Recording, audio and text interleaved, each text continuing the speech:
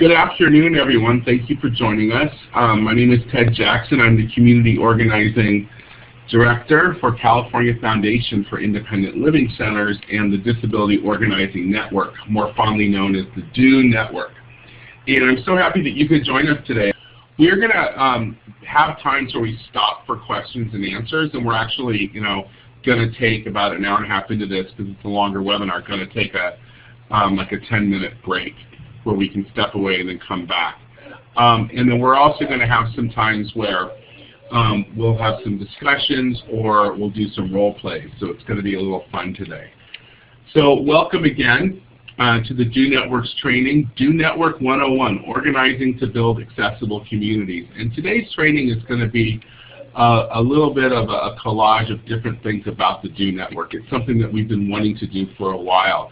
It's kind of an orientation into the Disability Organizing Network. We're going to learn about CFILC, and of course DOnetwork is a program of CFILC. We're going to learn the history of the network and what the network does, some of the network's projects, and then go into some community organizing skills development, and then end with a lot of our communications that we have. So here's today's agenda. We'll start with what is systems change organizing, what is CFILC, the history of the DOnetwork, our roles in the network, a very important thing, our Access Now campaigns, and our community organizing and coalition building skills, and then finish with network communications and social media. So let's just jump right in and talk about what is systems change organizing.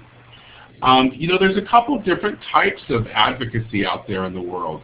One is individual advocacy, and that's an individual advocacy helps one person change something that is affecting them. So for example, benefits, reasonable accommodations at work, something about your own personal health care, a reasonable accommodation in transportation, or something like that. But it's individual. It affects one particular person.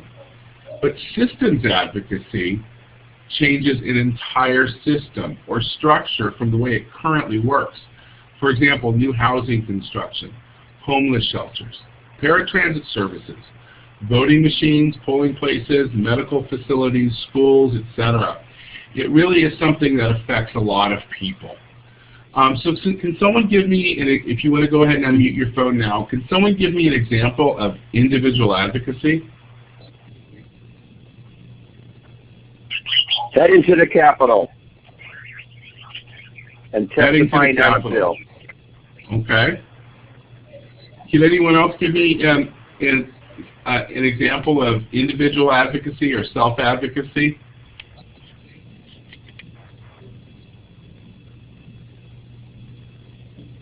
I know there's a lot of advocates on the line. Talking to your professors to get reasonable accommodations in school. Excellent, yes. That's a great example of individual advocacy. So now let's talk about systems advocacy. Who can give me an example of a good example of systems advocacy or systems change organizing? Anyone?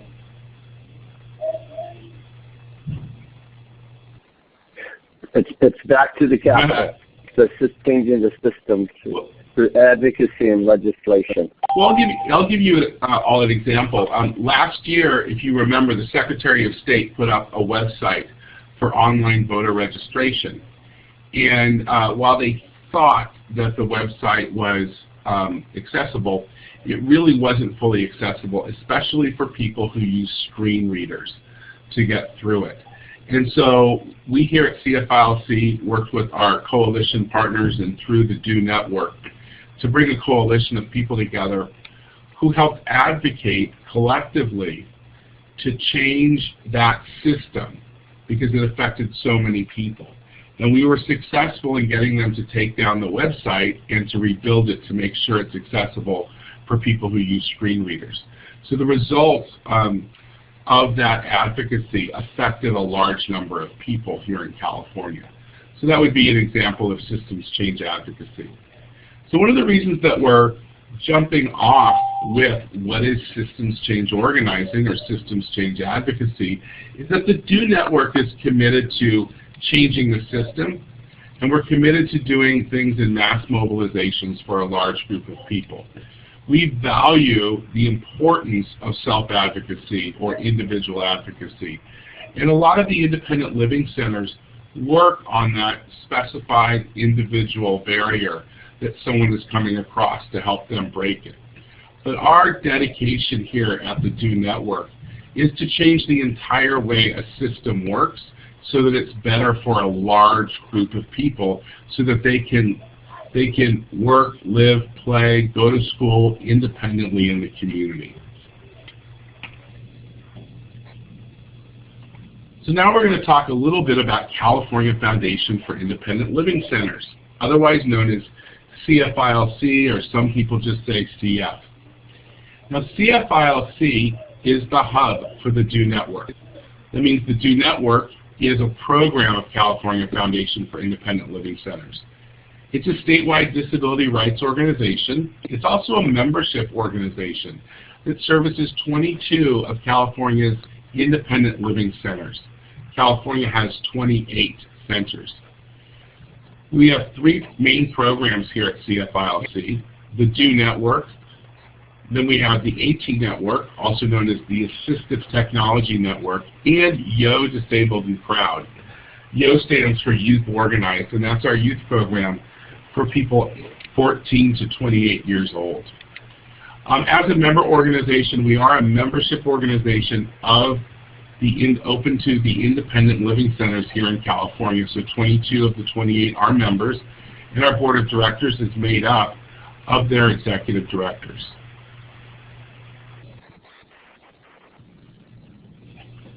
So we're very much a part of the independent living world and the world of independent living centers.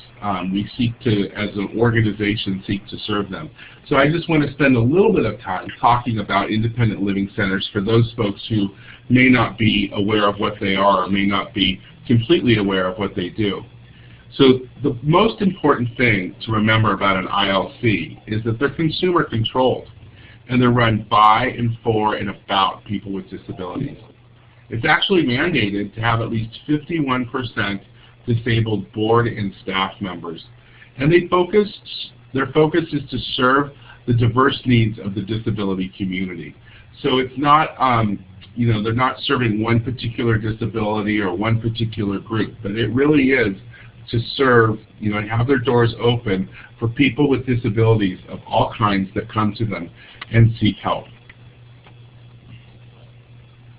And they have some core services. In California, we've got a little bit more than the core services that are mandated or guaranteed under federal law. But we'll start with the basic 5, and that's information and referral. A lot of people come into an ILC to get information about benefits or opportunities, employment, and they get referred to somewhere. The next one is independent living skills training. So obviously, transition is very, very important to us in transitioning people from nursing homes into living in the community.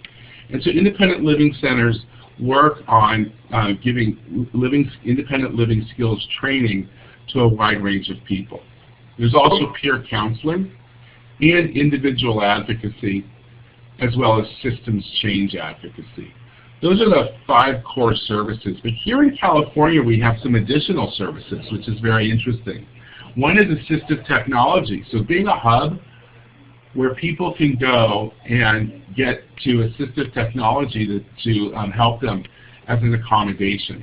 We have device lending libraries through the AT Network across California where people can check out different assistive technology to see if it works for them and to see if it accommodates their disability a lot better than something else. They can try things out. For housing assistance, which is really important, obviously, to living in the community, and personal assistance services.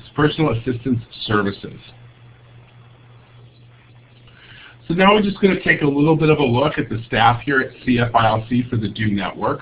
These are people that you might get to know if you're involved with the DO Network. The first is Teresa Favuzzi, and there's Teresa's picture. We've got pictures of all the people that I'm going to be talking about on this slide here. The next one is Christina Mills. She's our Deputy Director, and Christina's worked at ILCs in Southern California and is now here. And it's really great to have her because she has a lot of experience with independent living as well as Teresa. And myself, Ted Jackson.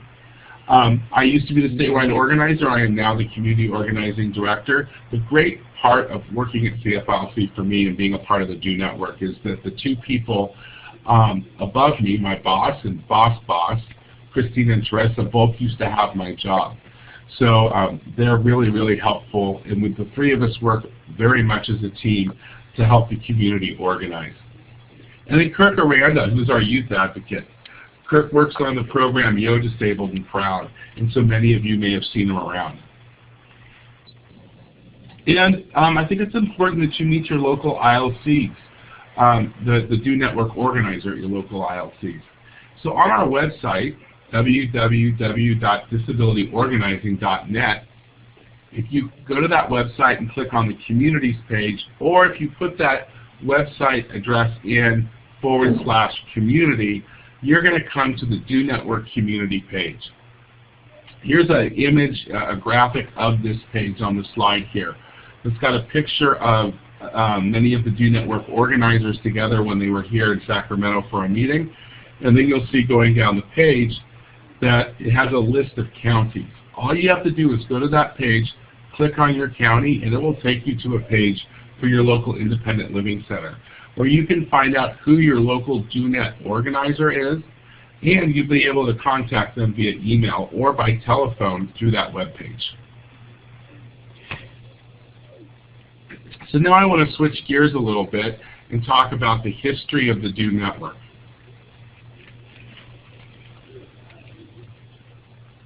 Excuse me. Our network began in 1997 with Empowerment Team Leaders, and I think that's such an awesome name, Empowerment Team Leaders. So CFILC was awarded a grant from the Department of Rehabilitation and the State Independent Living Council to create a network to educate and organize California's disability community.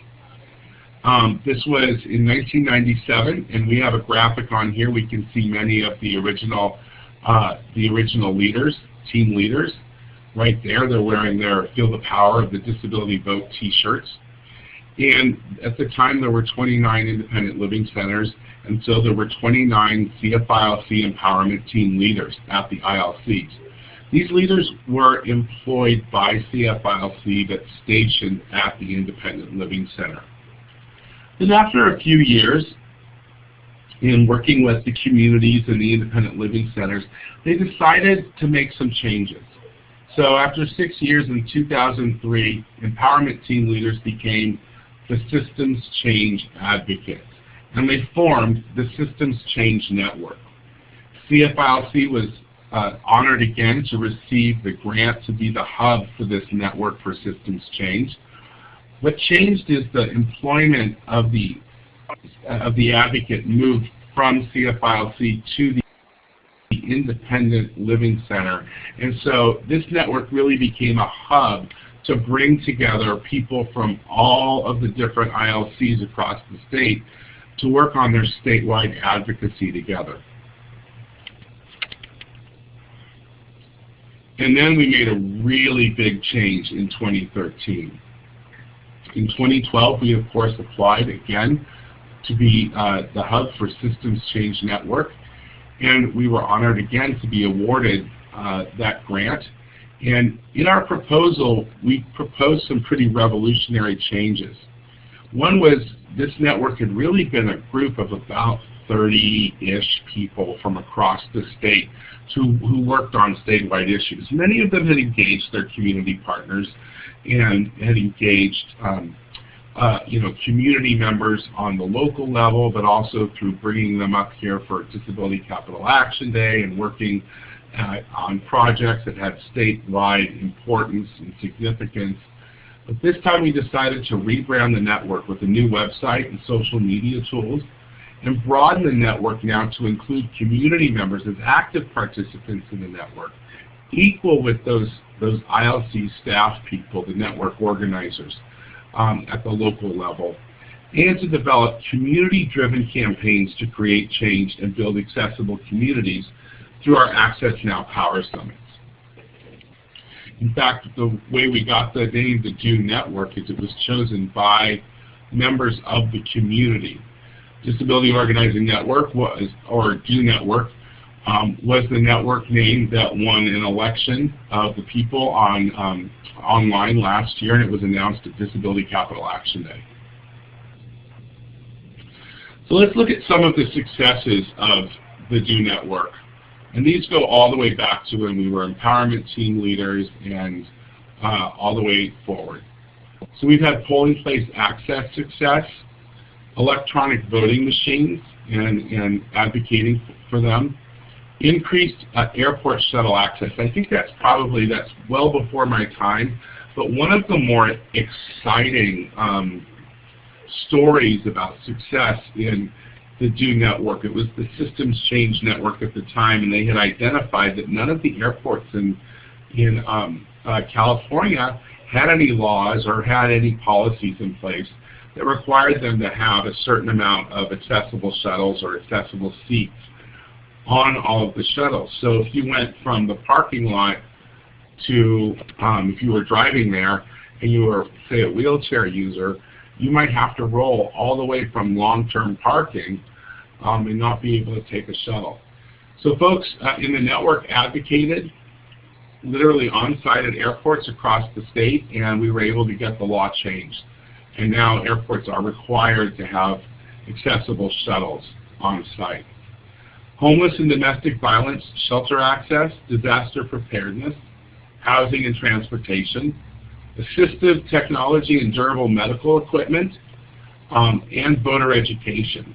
And this past year, in 2013, the National CFILC was awarded the National Association of Secretaries of State's Medallion Award for outstanding advocacy on behalf of voters with disability. And a lot of that work was done through the Systems Change Network and the DOnetwork. And the graphic image that you see on the page here is a picture of many of us in CFILC staff. It's myself and Teresa and Christina, as well as the network organizer from Community Resources for Independent Living in Hayward, Dolores Tejada, and Anna Octon, who is the executive director of FREED, the Independent Living Center in Nevada City and Grass Valley, who also is a member of the Secretary of State's Voter Accessibility Advisory Committee. And we're all standing there with Secretary of State Bowen and the award that she gave us.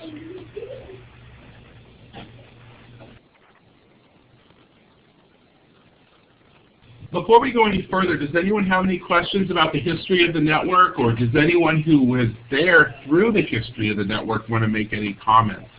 I know that Cindy Soto is with us, and I think that Cindy's been there, Sid's been with us all the way from the beginning. Isn't that right, Sid? Yes, I have, actually. So do you want to add anything? And I see tremendous change. I think we're really heading in the right direction after, trying different ways of advocacy through the community. So I think we're doing really well. Great. Does anyone else want to add anything?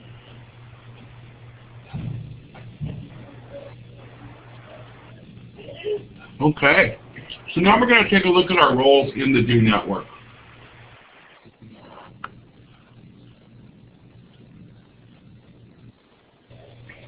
So I'll just start with myself and with the hub. The Network Hub has a community organizing director. That's myself. And really my job is to offer resources and support for community-driven campaigns and to local DONET organizers at the 28 independent living centers, as well as lead reactive and proactive campaigns on a statewide and national issues. So we'll see how this structure kind of plays out, but as you know, our advocacy and our campaigns are these Access Now campaigns, and my role isn't really to decide what we're going to campaign on or what we're going to work on, but it's really to support people on the local level and what they decide to work on. Where I do have more of a leadership role is, again, the reactive and proactive statewide campaigns, and some of those Some examples of those might be, for example, the campaign that we have done to call community members, to get them to call their representatives in Washington, D.C. In support of the Convention on the Rights of Persons with Disabilities, otherwise known as the CRPD or the Disability Treaty. We also had a statewide reactive campaign on Covered California, the health benefits exchange under the Affordable Care Act, aka Obamacare, and accessibility there. Accessibility was lacking, and we did get them to change some things, and that campaign is ongoing as we educate them about more things that they can make even more accessible. And then, of course, being an election year, our big proactive statewide campaign will be voting. We'll be having a campaign called Access the Vote Now, and you'll hear more about that at the Access Now Power Summit this year, and probably starting in about March going forward. Then we have network organizers, and the network organizers are these advocates or community organizers at the 28 independent living centers. They're independent living center staff.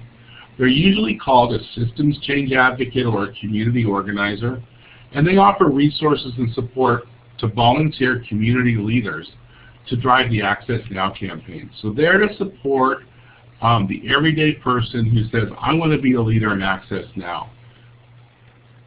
And then, of course, we have our Access Now campaign leaders. And those are the folks that are volunteer community members who identify the regional and local barriers to access in independent living that we want to campaign about. They develop an Access Now campaign plan, and they did that last year at the summit. And they build accessible communities through community-driven Access Now campaigns. There's an active campaign, for example, going on right now in the Bay Area that's being led by community members with the support of the local ILC staff and myself to make sure that the new BART cars are the most accessible as they can be. And Peter, are you still on the line? Do you want to talk a little bit about that? Tell folks about that campaign?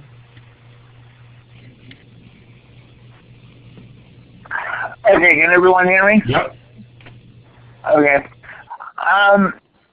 The Access Now Transportation Campaign has been advocating, we had a recent activity where Access Now members came and advocated with the BART Stability Advisory Task Force, it's an advisory committee to the BART Board of Directors, because there's a concern raised by the community that the new BART cars have some access barriers for people with disabilities, especially for wheelchair users and other people with mobility disabilities, because there is a pedestrian or a bar that people hold on to.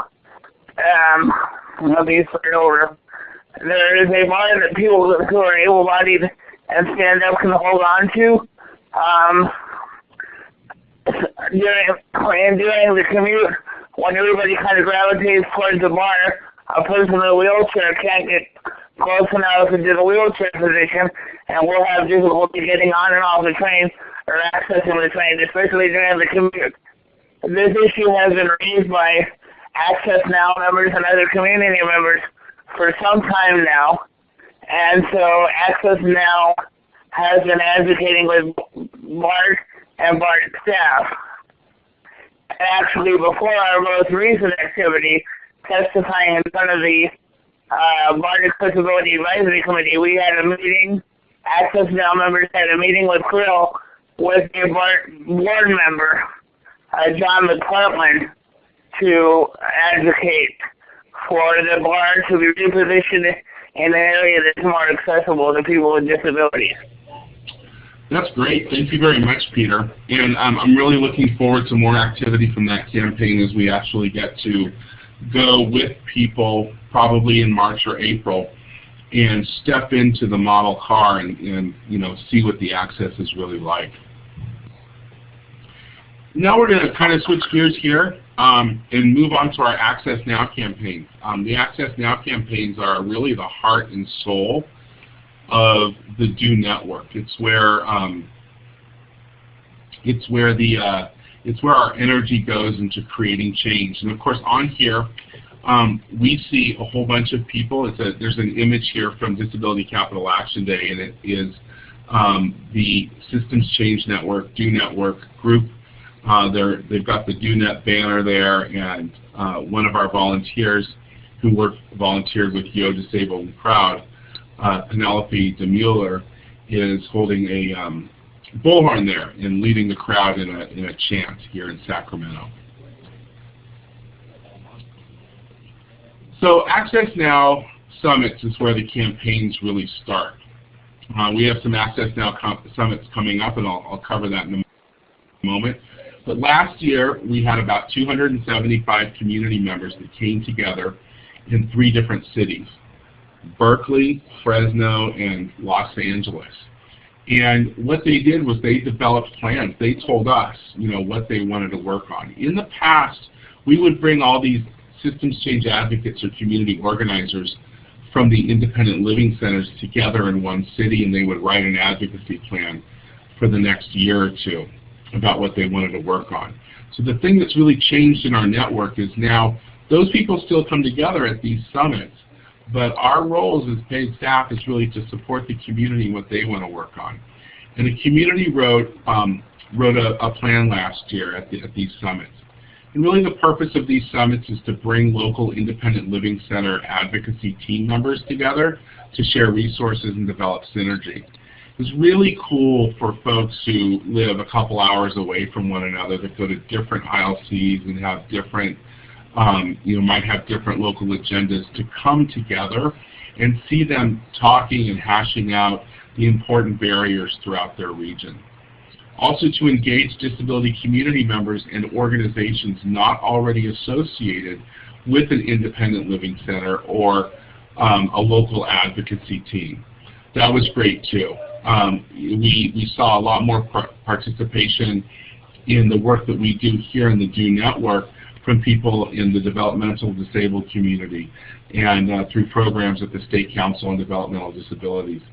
So, we saw folks that weren't necessarily attached to an ILC come together with us. To develop common agendas, it's very short and sweet and to the point, but it is an important thing. And that's where the campaigns come out of, the campaign plans come out of. And lastly, to identify and develop campaign goals and tactics that are community driven. So this year, we will be having our Access Now summits in San Francisco, Sacramento, and Inland Empire.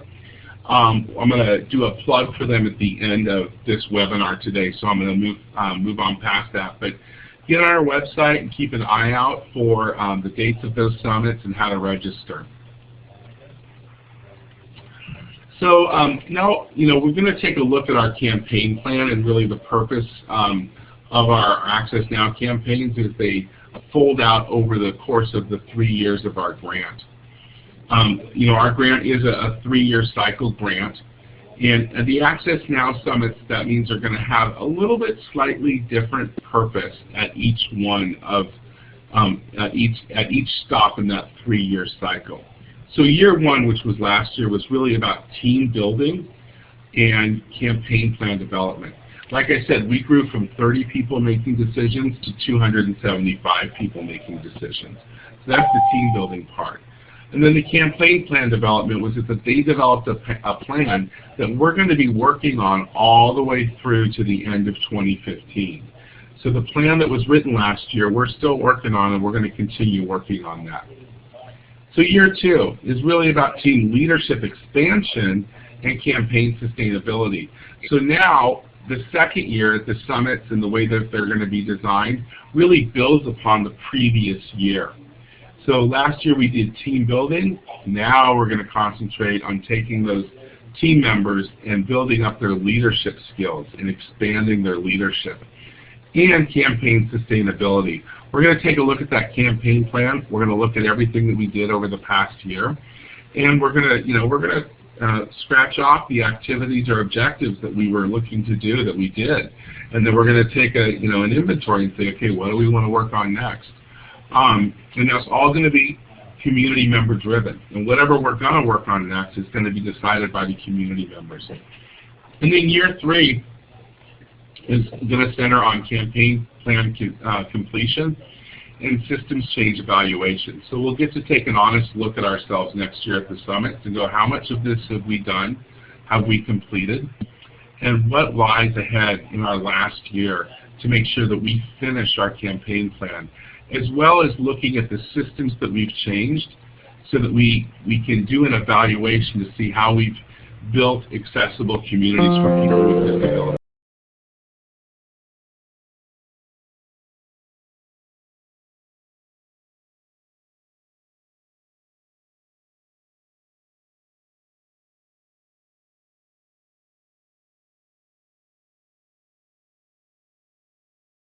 So that's a look at the 3-year cycle of the Access Now summits and the importance and difference between each year. But the one thing that is always important in all 3 years as we go through these summits is that we're always growing our team. And that with each step along the way, we're always recruiting new members to our team and growing. I've said before that we started as 30 people who would come together across the state to decide on what our advocacy goals were going to be. The DOnetwork is now about 1,000 people in membership, and that is just in the course of slightly over a year, which is really, really amazing that we've grown from 30 people to 1,000 people. So great job, everyone. All right, so coming out of the Access Now regional campaigns are coming out of the Access Now regional summits, our Access Now regional campaigns. We have 3 campaigns. There's a Bay Area campaign, a rural Central North campaign, and Southern California. So we're going to talk a little bit about the Bay Area first. They have 3 concentrations or focuses. One is Making Managed Care care. I thought that's kind of an interesting title, but they really want to focus on the transition into managed care under the Affordable Care Act. Then there's the Civil Rights Campaign, which does a lot of education work and did a lot of Know Your Rights education this year, especially around housing. But this next year, it's also where we house our voting rights work. And so the Civil Rights Campaign in the Bay Area is going to become a lot more important. And then there's the Community Living Campaign, which is where we house our transportation and housing work. So is there anyone from the Bay Area that wants to talk at all about the Bay Area Access Now campaign? Give us a few words about some of the stuff that you've worked on or some of the successes so far. Well, firstly, this is Mark here in San Jose. The transition to managed care, while it may be being driven by the ACA, on some level is actually the result of California's own Coordinated Care Initiative, or the CCI, in which 8 large urban counties have been selected for a demonstration, including both Alameda and Santa Clara. That's exactly right, and that's California is one of the states that is testing out a lot of stuff that the ACA opened up opportunities for grants and for funding for some states to test out some of the models, and that's us. And Mark's exactly right. So we've really got to keep our eyes and ears open, our ears to the ground, and our feet marching forward on making sure that people's ability to live independently in the community, have choice, and have access to accommodations is always going to still be key in this transition to managed care. That's a great point, Mark. Anyone else want to talk about some of the Bay Area stuff? Okay, so I'm going to move on to the rural Central North. The rural Central North has a concentration on what they're calling access or an access campaign, and it's a lot of communication access as well as education. And that gives them the freedom to work in a lot of different areas, but really hone in on how communication access works. Disaster preparedness work is also housed inside that campaign. This past year, the organizer in Chico did 2 events as part of an activity in the Access campaign and recruited about 400 people to come out to 2 different town hall meetings. They have a transportation campaign. You're going to see transportation pop up in each one of these regions. And that's very interesting because not all of them are exactly alike. We had different people from different regions who came together at these summits and told us what they wanted to work on. Transportation was the one thing that came up everywhere, consistently. And I'll make a note about how it came up and how it's different at the end of this, but I think it's really, really quite cool. And that transportation campaign is working on a bus stop survey to survey the quality and accessibility of bus stops, as well as cleanliness and safety of bus stops throughout their region. And then they have a Schools Empowering Success campaign, which a lot of our youth have been working on through Yo Disabled and Proud. And they have goals centering around the implementation of the Fair Education Act and doing anti-bullying work in schools throughout this region. Is there anyone on from the rural Central North region that's worked on the campaigns?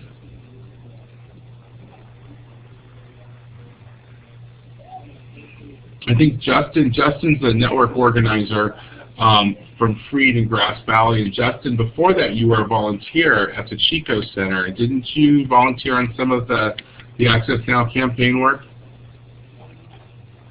Yeah, I volunteered a lot on outreach. We did a lot of work on outreach, and we worked a little bit on transportation. That's great. And then Southern California. The Southern California region is a very large region, and they prioritized 3 campaigns in their Access Now regional campaigns. One is healthcare, and they just finished a healthcare forum on the Affordable Care Act. Transportation, they've been working on building a volunteer driver program and supporting that and creating some systems change to make sure that volunteer driver programs are available in more parts of Southern California. And some of their plan also has transportation issues around air travelers with disabilities. It's very exciting stuff. They as well have a campaign called Access. And what I think is really cool about the Southern California Access campaign is that they included the full quality of life when they wrote that. So yes, there are things in there about access to accommodations during disasters and disaster preparedness, but they also included parks and recreational centers and places where you go to have the fun in life, and so setting some goals around making those more accessible. Is there anyone from Southern California that wants to comment on their campaign in Southern California? This is Cindy from CalLife in downtown Los Angeles. Part of our Access campaign is also about leadership development, and we are currently in the middle of a leadership academy that we are training community members to become better leaders. And it's going quite well. Thank you. That's awesome. So the interesting note I wanted to make about transportation throughout all these is the single issue that came up. What I did like to see at the end of the Access Now summits last year was that we did have a single issue that came up statewide. It was transportation, but it plays out very differently in each region, which also shows the flexibility and specificity of our network to address people's needs where they are at on the ground. So in the Bay Area campaign, their campaign goals on transportation are really dealing with an aging rail system. Everyone knows the BART system, but an aging set of transportation systems that are now moving on to their second generation of cars and technology, and so really kind of having to come back in again and fight for access and make sure access is there. In the rural Central North, they've got newer transportation systems, but the connectivity isn't there. It's hard to get across the Central Valley to a city that's maybe even an hour away because their public transportation systems don't connect to one another. So oftentimes you have to take an Amtrak train. It takes 3 hours instead of 1 hour. It's costly. And so there isn't as much equity there when it comes to traveling throughout the region. And then in Southern California, they're dealing with newer systems, but they're also dealing with population density and having such a huge spread out area. So they're looking at transportation in terms of, thinking outside of the box and dealing with the volunteer driver program, but also like a brand new system. Southern California had buses for many, many years, and they have a new rail system, and so there's security issues around the tap cards that you use and things like that. And of course, we all know that the LA area is the land of airports. There's about 6, 7, 8 airports throughout that greater LA basin area. And so air travelers with disability issues are going to be very, very important. So in a nutshell, the campaigns have a fluidity that connects them, but they also have a specificity that makes them unique. Does anybody want to add anything to the to what I said about the regional campaigns before I move on to our statewide campaigns?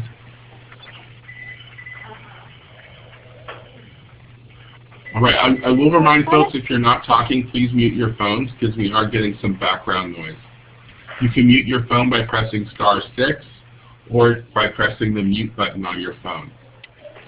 Okay, so let's talk about our Access Now statewide campaigns. And these are proactive and reactive campaigns. As I mentioned earlier, the Convention on the Rights of Persons with Disabilities, also known as the Disability Treaty. We do a public education campaign to people with disabilities and our allies to civically activate themselves and let them know their level of support to their representatives in the United States Senate. We don't lobby here in the network. We do purely education.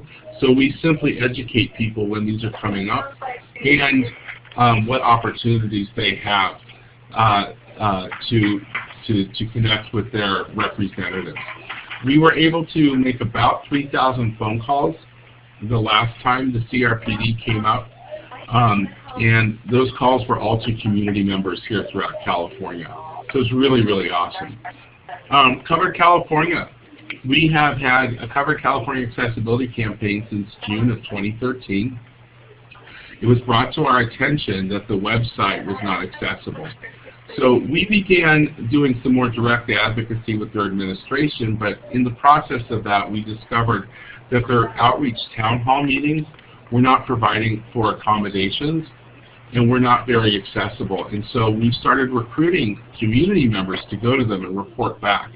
And I'm happy to say that we had some successful victories there with getting them to actually put in place a process to request accommodations at their public outreach events and to provide different accommodations. And we were also able to be helpful to Covered California in that process.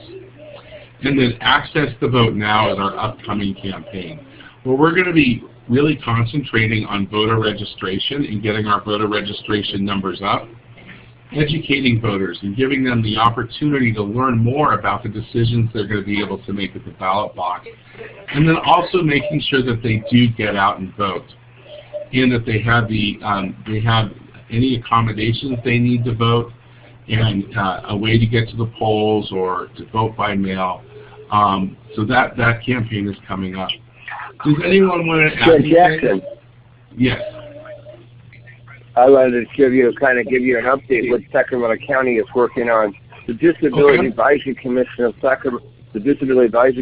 Sacramento County is looking at polling place access to every polling place in Sacramento County and throughout the rural areas of Sacramento County. And the woeful access issues are many, but they have to have these polling places, And so what they're doing is they're looking at what's the acceptable level of accessibility. And you can go online at, we'll have it online too, but also at voter registration, but that's SacCounty.net. But Disability Advisory Commission, and that's one of the projects that we're working on is getting all the polling places in this area, in this county, in our jurisdiction to be accessible. It's a big, big project. That's great. Thank you for sharing that with us, Randy. And I've got to say that's really awesome that you're involved on a local level, and folks that are involved with our Access Now campaigns and the DOnetwork are involved on their local committees and their local advisory committees, especially around access.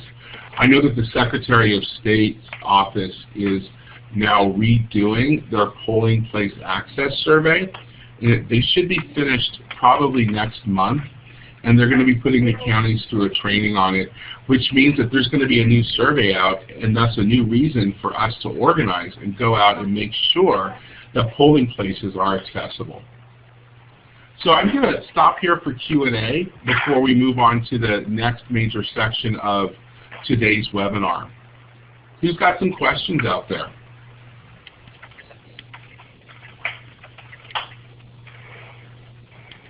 You said in Southern California that you guys are in Northern California, you guys are working on the transportation issue. It turns out that may be a federal thing coming up too. How would Southern California and Northern California, CFILC, is working with the federal government, considering there might be a cut in transportation funding? In an email I just read, are you guys in conjunction with them? Do they send you information that sets you up like we do with the Disability Action Network in Washington, D.C. that CDR works with? How are you guys in line with the federal government and what they're doing? So that's a really good question, Randy. We do have a policy director here at CFILC, and our policy director does all of our legislative efforts, because the DOnetwork is really centered on organizing communities. When that comes up, our policy director, Henry, would interact more directly with the federal government in a capacity that better suits his funding and his job. What we would do is we would educate people about the situation in a grassroots community organizing way, without crossing the lines into lobbying or anything like that. Does anyone else have any questions?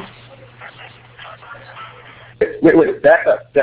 You guys you're not like CDR or like you're not a lobbying organization. That you can't take a bill and go oppose or support that. Is that what the DOnetwork? They can't do that? The DOnetwork can't do that, no. The DOnetwork is committed to keep organizing. But the CFILC does, right? CFILC could do that if our board of directors chooses to do that. So the best way, if an issue is important like that to you, the best way is to really talk to your local independent living center, and because they're 22 of the 28 local independent living centers have executive directors that are on our board, and our board of directors makes those policy decisions. But the DOnetwork itself is not dedicated to lobbying. The DOnetwork itself does education and community organizing. Are there any other questions? Yes, I have a question, Stephanie Zito. Question: when I took care of transit, now when you have to get in the process of taking Alright, my question for the parent transit, the length of time after the process takes 3 weeks. After you send in the medical report and etc. Now, when you're taking care of transit, I had to do some hours. I had to wake up 3 o'clock in the morning to be at school class that was not till 10 o'clock. So I round trip like 7 hours. My question is that for people with disabilities, let alone a person who's in a wheelchair? And then the reason saying, well, we have to pick up other passengers to provide that fair transit. Is that the proper protocol taking what and maximum hours to take to use the fair transit? So, Stephanie, Jacob? Just 1 second. Stephanie, I can't. Stephanie, I can't hear your question at all. Folks, if you're not talking right now, could you please mute your phones? Jacob, can you mute your phone? Folks, if you're not talking right now, please mute your phones. Hello? Can you hear me? Yeah, I can hear you better now. Okay, I had a speaker. Okay. What I stated was the paratransit was after the 3-week process. Stephanie, hold on for 1 second. All right, sure. If you're not talking, can you please mute your phone? Thank you. It's someone over it. Stephanie, just speak loudly into the phone so I can hear you.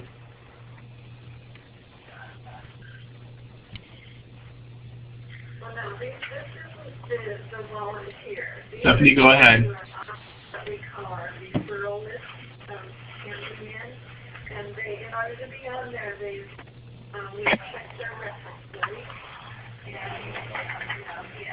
Stephanie, go ahead.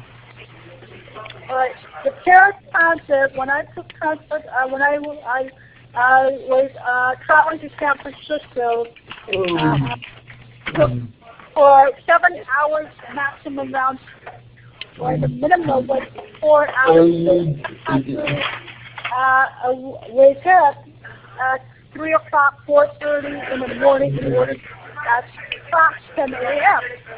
Is there a protocol on the amount of time to divide for paratransit? The reasoning is they state is that they have to pick up other passengers. So by the time they pick up, there was only 2 buses for example, there was only 2 buses on the route in the morning. I had to be on a paratransit for 4 hours in the morning. So my question is what is the protocol for the hours on a paratransit and the medical history for people with disabilities that will help them help the doctors identify what the cause of what they experienced and how that his medical history is protected. I actually don't have an answer for you. So the doctors could read it and not access to that anybody just can read. So Stephanie, I actually understand. So those are 2 different questions. And do the paratransit need to know that? How much other medical history do the paratransit need to know? So those are the 2 questions. So Stephanie, I don't have an answer for you. That's not something that I would necessarily know, and it would be specific to your area. You would want to call your local independent living center, and I believe that the one nearest you is the one in Concord, and they would be able to help you with that particular issue, and they'd be able to answer that question for you. And Stephanie? I don't have the answer to that question. So I do need to move us, Randy, I do need to move us along. So are there any other... go to Transform. Right, but are there any other people that have any questions before we move on to the next section? All right, so folks, I'm again going to ask if you could please mute your phones if you're not talking. Thank you. All right, so now let's talk about how we're going to get all this stuff done through community organizing and coalition building. This network is dedicated to organizing the community, and we're definitely going to have to do that by building a larger team. And so there's some graphics and some photos on here on this slide. And there's 4 of them that show different events within the network and different activities that we've done. And I selected them because they each show something different that I think is kind of exciting. The first one, and I'm moving from left to right. So the first one is a group of people who come together in Los Angeles at Cal Life, Communities Actively Living Independent and Free. That's the Independent Living Center in downtown Los Angeles. And there's about 50 folks there that came for a healthcare forum. So we're going to do this through education and through organizing people to come together to get educated about issues. The next picture is of Elizabeth Pope, our organizer with the network, who is also the systems change or the community organizer for Central Coast Center for Independent Living in Salinas, holding up the DOnetwork banner in the Disability Pride Parade this summer in San Jose. And then, of course, we've got one of our great campaign leaders in the next photo, Sheila Gunn-Cushman. And Sheila was advocating for more investment in transportation in the Bay Area. Sheila is blind, and in the picture she's holding her cane, but she's also holding a sign that says, "Invest in transit or I'll drive." It's one of my favorite photos. And then the last photo is with Dolores Tejada, who's the network organizer at Community Resources for Independent Living in Hayward at the Disability Pride Festival this past summer, doing outreach. And she's talking to someone who's recently signed up for the DOnetwork about the Access Now campaign. So, you know, each one of those things is really important. The first picture was really about organizing communities for education. The second one was about promotion. The third one is about advocating. And the fourth one is about team building. Slight quibble, Ted. The West Coast Disability Pride Parade and Festival is actually held in Mountain View, which is a city in Santa Clara County about 10 or 15 miles north of San Jose. We don't want to get anyone lost. Okay, we won't get them lost. Thank you very much, Mark. So building your local Access Now team is going to be really, really important. There's some things that you want to consider when building your team. And the first thing is who's going to be on your team. It could be consumers, community members, local allies, and you know, that's really important. Who are some of the folks that you all think that you could be reaching out to be on your team locally? And let's maybe hear from someone that we haven't heard from in a while. Maybe Brandon or Justin or Jacob.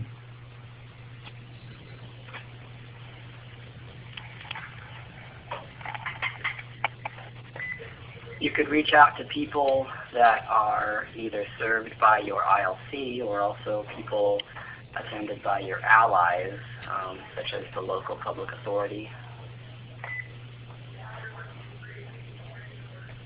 Okay, great. The local public authority is a great ally. Brandon, do you have any ideas?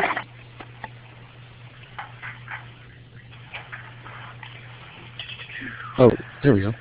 I was wondering about schools and, like school disability service programs in schools and things like that. That's a great place to look.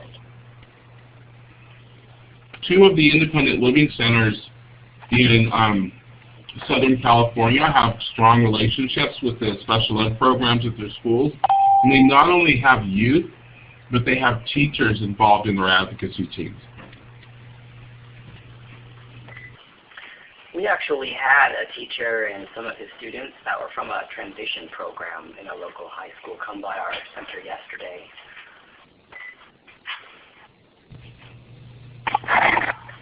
That's very good to hear. So let's talk a little bit about outreach places.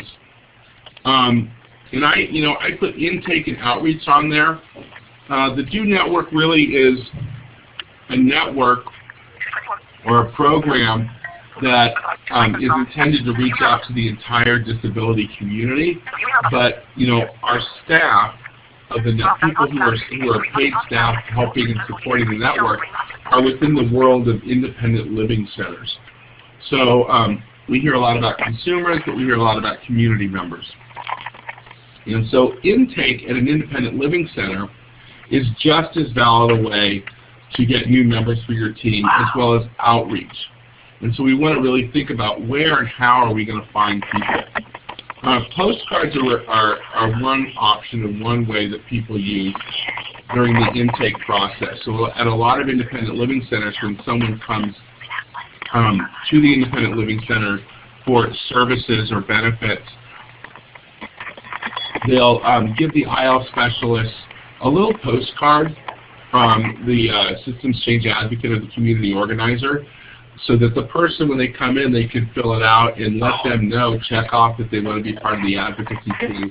And then that IL specialist can turn that into the community organizer and say, hey, you know, this guy said he wanted to be on the advocacy team.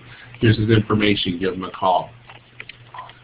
Tabling is another way. We saw a picture of Dolores tabling at the Disability Pride Festival. And so getting out to festivals, getting out in the community, and it doesn't have to be a disability event. Can anyone tell me some of the types of events that they go to do outreach?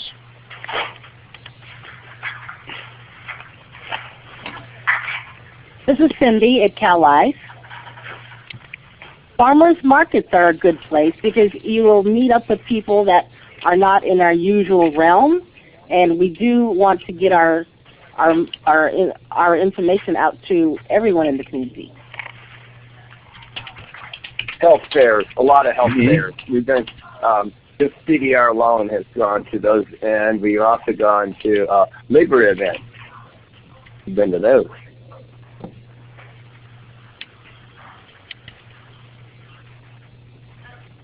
Any other ideas?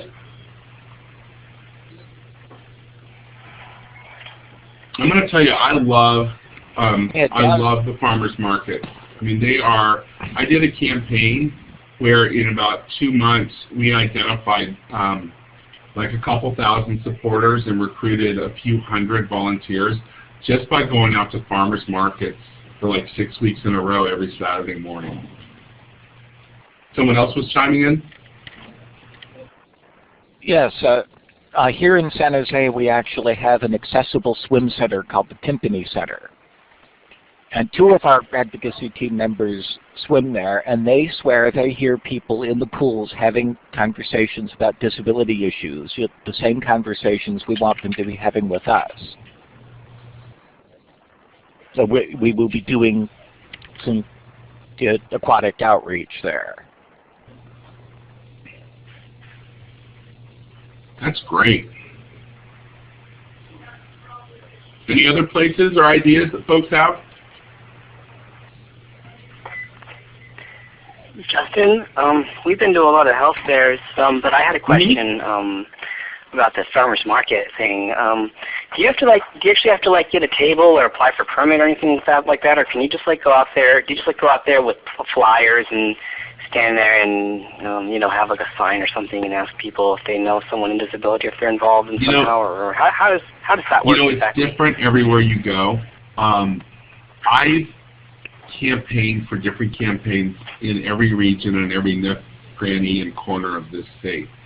And I'll just use the farmers markets as an example, because I've done so much outreach at them. So, for example, if you're down in the Central Coast and you're in Santa Barbara,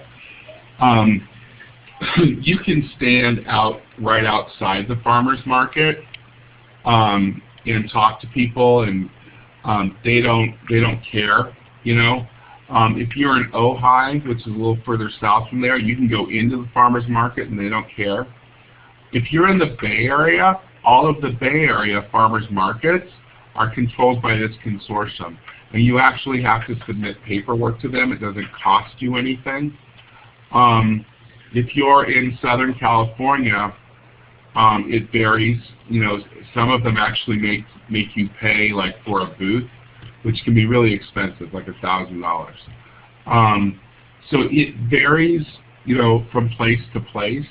Really, what I always say, the best policy is to plan ahead, identify where you want to go, whether it's a farmer's market or it's a health fair or a youth fair or something like that, and talk to the organizers and the promoters. And then, of course, talk to your directors or your supervisors at the Independent Living Center to see if you have budget money to spend, $100 to get a table at a fair or something.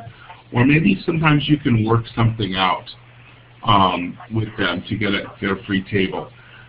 Some places are going to charge, some aren't. It's all going to be different, but if you check in and get permission with the promoters of the event, you're going to find out that information, and you're always going to be on good terms, because you never want to go somewhere with a team of people and some clipboards thinking you could just walk through and sign people off or register them to vote or something like that, and end up getting kicked out, because then you've wasted your day and your volunteers have had a bad experience. So, checking in with the promoters of the event is probably the best rule, because it is going to change from place to place throughout the state. Very, very good question. The other thing I wanted to mention, Ted, is I have talked to vineyards, and they were willing to do this. When I spoke to some of the vineyard owners, so they were willing to do this with having on the advertising. Their only request is to have their name on there, the company name, the vineyard name. That was it. That's good. That's really good outside of the box thinking, especially if you've got an event where maybe you're doing a community event and they could bring their people, or you could do your event at their place, and all they want to do is just stick their name onto the promotional materials and the flyer. It doesn't really cost anything, does it? So that's a very good point, Stephanie. Very good. So I want to talk a little bit about coalitions as a place where we find people too. We don't always have to do intake or outreach. Sometimes we can just kind of look around the room and, who's around us. Well, we've got our coalition partners that we're already working on.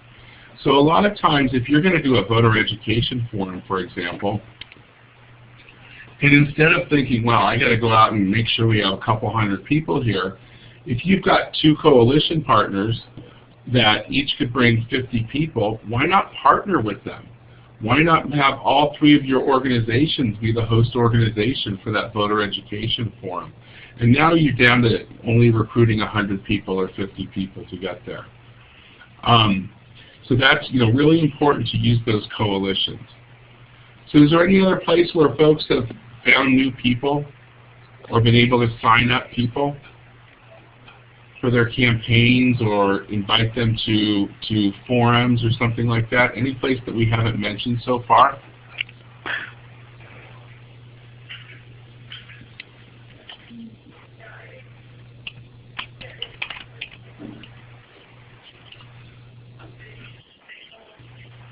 All right. So let's move on to the next concept, which is building a larger team.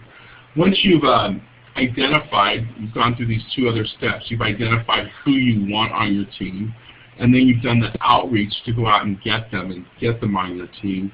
One of the things that is going to be key to building a larger team is to training your team and giving them community organizing skills. Exactly what we're doing right here and now, because we're training people on some community organizing basics that have been a part of the Access Now campaigns through this webinar here today.